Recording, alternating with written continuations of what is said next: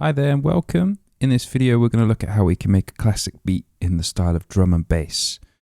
This is going to be more of the subgenre of drum and bass, which is called two-step. Now there's loads of variations you can do with this, but this is kind of the foundation of the beat. Okay, so let's jump into it and get going. So first thing I'm going to do is we're going to change the tempo. Now this is something that's really important with drum and bass. It's quite a high-paced kind of genre of music. So we're going to go anything from 165 to 185. I'm going to start with 165, then we can always increase it if we need to. So what we do is just click here and we can click, and then we can type 165, enter. There we go. I'm going to load the 909 core kit for this. And you do this by dragging it across onto an empty Midi channel. Would say this is found in your browser window. In drums, if you don't have this browser window open, it's this little kind of arrow here, kind of hides and shows it. Okay. Now we need to create an empty Midi clip. So we do this by clicking on an empty slot here.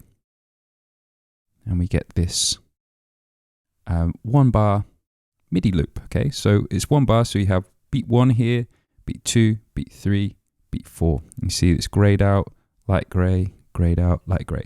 And it's further cut up into 4 segments, and they are the 16th notes of the bar. Okay, so this is 1 bar of music. And how we're going to do this is we're going to do this by looking at one drum part at a time. Rather than try and do it all, we'll look at the kick drum for the bar, then we'll do the snare, and then we'll do the hi-hats. Okay. So first thing we're going to do is we're going to make a basic drum beat, and then we're going to change it to create our drum and bass pattern. So with our bass drum, what we're going to do is we're going to click and put a kick drum on the first space of each beat. Now when I click, you notice you hear the kick drum. If you don't hear this, you need to make sure this little headphone icon is engaged. I know in Ableton sometimes the kind of quite big things, being able to hear yourself, has such a small button. But yeah, there it is. Once you know where it is, you'll know where it is. Okay, so now let's look for the snare drum. And what I'm going to do is I'm just going to bring up the kick drum that's on the 2 and the 4. And we're just going to move it up the line. There we go. And then what we're going to do is we're going to create a closed hi-hat pattern. And this is just going to be in the first space and the third space of each beat. So the 1 and. Now we can go across and double click and put this in. But we can speed up our process here by clicking in the bar, highlighting the notes like this and dragging it right out to make sure that up here the whole bar is highlighted and just these 2 hi-hat notes are highlighted. Then we use the shortcut Command D and keep pressing it, and that will duplicate it across the bar.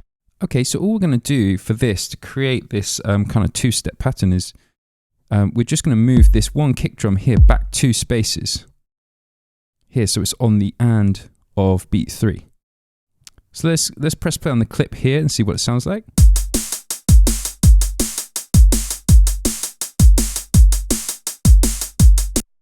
So it's pretty close. Okay, so we can go up here, maybe we can scroll it up and speed a little bit. So how you scroll up speed is click and scroll up. So we'll go up to 175. Let's try that. Or maybe split the difference like 170. Cool. Okay, so I'm going to go and change the sound a little bit as well. I want to make the hi-hats a bit tighter and it just to sound a bit kind of more kind of aggressive. So I'm going to go up to the top of the channel here, or the track, and double click, and that gives us our 909 core kit instrument rack. So the great thing with using these Ableton Live instrument racks is they have lots of built-in kind of tools and plugins that we can change the sound of the drum kit. So we can change the individual sounds and we can change the global sounds. So the bass drum, what I'm going to do is I'm going to make it a little bit shorter. And the hi-hats here, I go in there and I'm going to make them a bit shorter as well. So I'm going to play it and then I'm just going to turn this dial until it feels kind of good.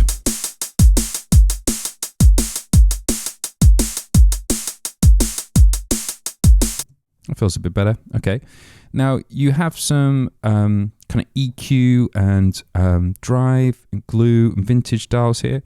You can go in and change this round to your taste. So let's go in and do that. So what I'm going to do is just play around with these dials till it sounds kind of cool.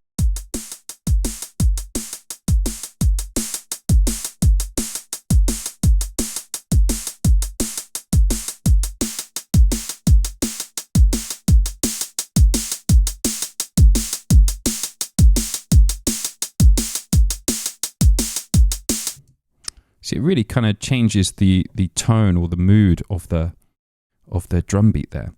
And what's quite cool is you have some kind of presets here. So if we go through this, we can press play, and what that will do is it will change all these settings here and adjust the tone of the drum kit. So let's hear what these ones sound like.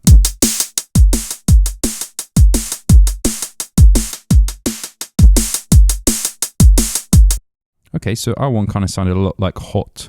But what we did was we kind of put the tone of this one down, drive up a bit more, made it a bit vintage, a bit more high end, a little bit low. Then what we could do is we can go new. And then what that does is that saves this as a variation. So if we go back here, go back to there, and then we can do our usual shortcut, Command R, change this to like my, there we go. And then you've got your own kind of preset there. So yeah, I hope this helped. Remember, this is a very basic like introduction to how you do it. There's lots of variations you could do on this beat. If you found this video interesting, you want to see more videos of different beats and in different genres, don't forget to like and subscribe. I'm going to be releasing a lot more of these videos. If there's any that you would particularly like me to cover, please leave a comment below and I will definitely reply to you and see what I can do with the video. So yeah, give us a like, give us a subscribe, and don't forget to hit that bell button, and hopefully see you on the channel again soon.